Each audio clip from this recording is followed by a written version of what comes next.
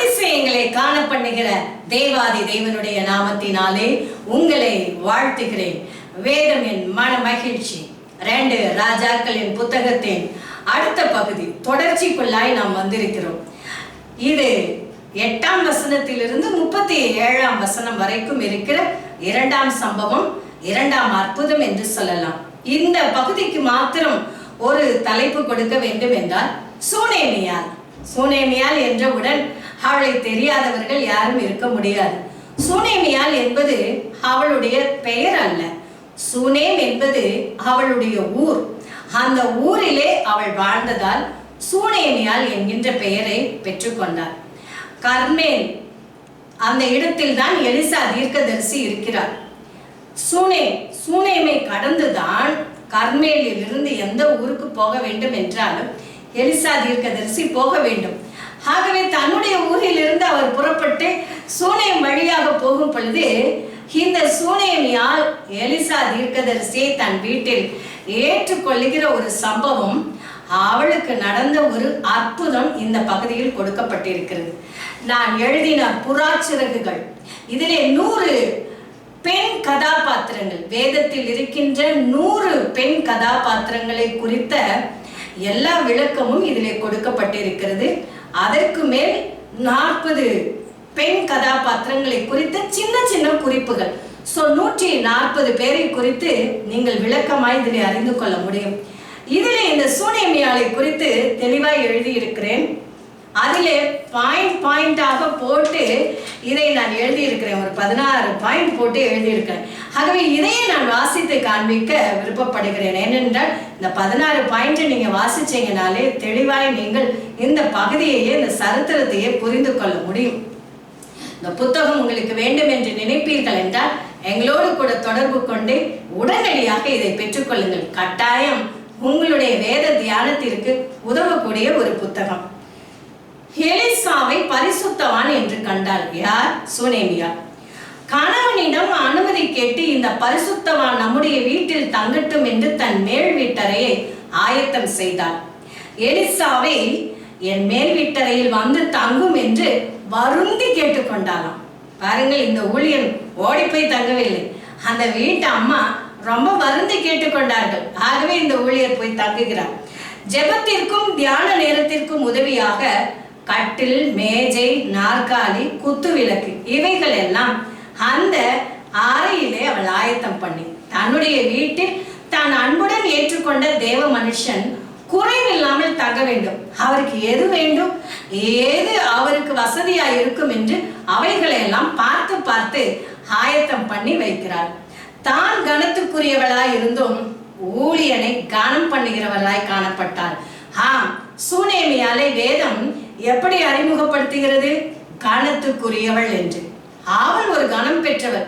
நான் மரியாதைக்குரியவள், அந்தஸ்துக்குரியவள். நான் ஏன் மற்றவர்களை மதிக்க வேண்டும்? மற்றவர்கள் தான் என்னை கனம் பண்ண வேண்டும் என்று அல்ல, தேவனுடைய மனுஷனை கனம் பண்ணுகிறவராய் காணப்பட்டாலாம். கனம் பண்ணுகிறதிலே ஒருவருக்கொருவர் முந்திக் கொள்ளுங்கள் என்று வசனம் நமக்கு அறிவுரை தருகிறது. கணவனுக்கு தெரியாமல் அல்ல, கணவனுக்கு தெரிந்தே ஊழியனை தங்க வைத்தார்.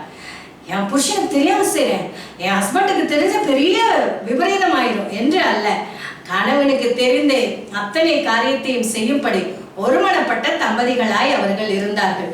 தீர்க்கதரிசியிடம் கைமாறாக எதையும் எதிர்பார்க்காமல் கனம் பண்ணினார். நான் அவருக்கு கொடுத்திருக்கேன், ஆகவே இந்த தீர்க்கதரிசி எனக்காக இதுக்காக ஜெபம் பண்ணணும் என்றெல்லாம் டிமாண்ட் வைக்கவே இல்லை.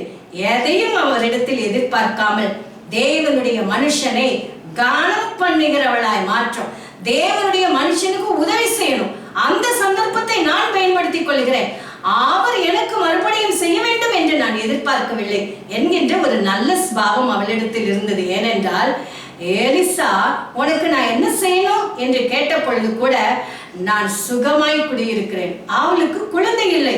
ஆனால் அந்த குறையை கூட தேவனுடைய மனுஷன் வருந்தி கேட்ட பொழுதும் சொல்லாதவளால் நான் சுகமாய் குடியிருக்கிறேன் என்று அவள் வெளிப்படுத்துகிறாள். என்ன ஒரு ஆச்சரியமான பதில்! மனதில் இருக்கிறதை கொட்டலாம் என்ற நிலை அல்ல, மன ரம்மியமாய் வாழ்ந்த அவளுடைய வாழ்க்கை இது வெளிப்படுத்துகிறது. அடுத்து கேயாசியின் மூலம் குழந்தை இல்லை என்பதை அறிந்த எலிசா இவளை ஆசீர்வதித்ததினால் தேவன் ஆண் குழந்தையை தந்தார்.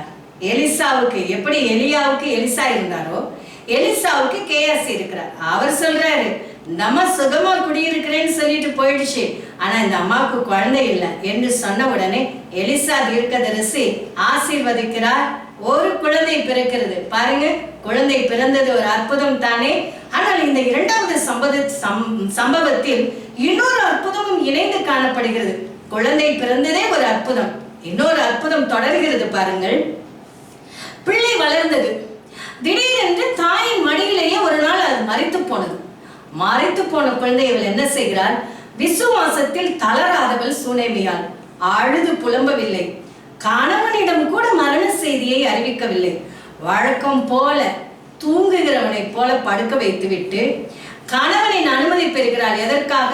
நான் ஊழியனை சந்திக்க வேண்டும், எனக்கு அனுமதி தாருங்கள் என்று அனுமதி பெற்றுவிட்டு. பாருங்கள், பிள்ளை செத்து போயிட்டு கணவனுக்கு சொல்லல, தேவ மனுஷனை சந்திப்பதற்கு அனுமதி கேட்டு அவசர அவசரமா போயிட்டேங்க, உங்ககிட்ட சொல்ல முடியல என்று கூட சொல்லாமல் நிதானமாய் கணவனிடம் அனுமதி கேட்டு, ஆனால் மரண செய்தியை அறிவிக்காமல். ஏன்? எதிர்மறை வார்த்தை, அவிசுவாச வார்த்தை என் வாயிலிருந்து புறப்படக்கூடாது என்பதில் கவனம் உள்ளவளாய் இருக்கிறாள். இவள் போகிறாள். பாருங்க, அனுமதி பெற்று ஊழியனை சந்திக்க சென்றாள். விசுவாசிக்கிறவன் பதறான். எஸ், இவள் விசுவாசித்தவள் பதற்றம் இல்லாமல் நடந்து கொள்கிறாள். எலிசா தூரத்திலேயே இவளை பார்த்து தனது வேலைக்காரன் கேயாசியை அனுப்பி நலம் விசாரிக்க, அப்பொழுதும் என்ன சொல்கிறார்? சுகம்தான். பாருங்க, என் பிள்ளை செத்து போயிடுச்சு, ஆகவே நான் பார்க்க வந்திருக்கேன். இல்லை இல்லை, தேவ மனுஷனிடத்தில் மாத்திரம்தான் விஷயத்தை சொல்லுவேன், மற்ற ஒருவரிடத்திலும் சொல்ல மாட்டேன், எதிர்மறை வார்த்தைகளுக்கு நோ சொல்லுவேன் என்று சுகம்தான் என்று சொல்லி சுக செய்தி. பிறகு பாருங்க, எலிசாவின் கால்களில் விழுந்து, எலிசா கிட்ட நேர போய் கால்களில் விழுந்து அழுதார். நேர்ந்ததை சொல்லுகிறார். தேவ சமூகம் தவிர வேறு ஒருவரிடமும் என் உள்ளத்தை கொட்ட மாட்டேன். இந்த பெண்மணியின் உறுதியான விசுவாசம், உறுதியான தீர்மானம் இன்றைக்கு நம் ஒவ்வொருவருக்கும் பாடமாகட்டும். நாம் என்ன செய்கிறோம்? முதலாவது தொலைபேசி, அலைபேசியை எடுத்து யாரிடத்திலெல்லாம் சொல்ல முடியுமோ சொல்லுகிறோம், புலம்புகிறோம். கடைசியாய் தேவ சமூகத்தில் போய் சொல்லுகிறோம். இவள் அப்படி அல்ல. எதிரிலே வந்து கேட்டவர்களுக்கு கூட சுகம்தான், நலம்தான் என்கிற செய்தியை மாத்திரம் சொல்லிவிட்டு தேவ சமூகத்தில் மாத்திரம் இருதய பாரத்தை கொட்டினார். விசுவாசத்திற்கு பலன் இல்லாமலா போகும்? குழந்தையை உயிரோடு பெற்றுக்கொண்டார். இரட்டை அற்புதங்கள் அவளுடைய வாழ்க்கையில்.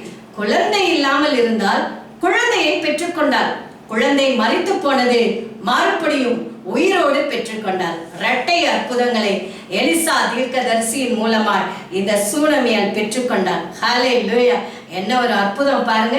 இந்த அற்புதம் தான் இந்த 2 ராஜாக்களின் புத்தகம் 4ஆம் அதிகாரத்தில் 8ஆம் வசனத்திலிருந்து 37ஆம் வசனம் வரைக்கும் சொல்லப்பட்டிருக்கிறது. இந்த சூனேமியாளை குறித்து அவளுடைய பிற்கால வாழ்க்கை செய்தி குறிப்பு ஒன்று இருக்கிறது.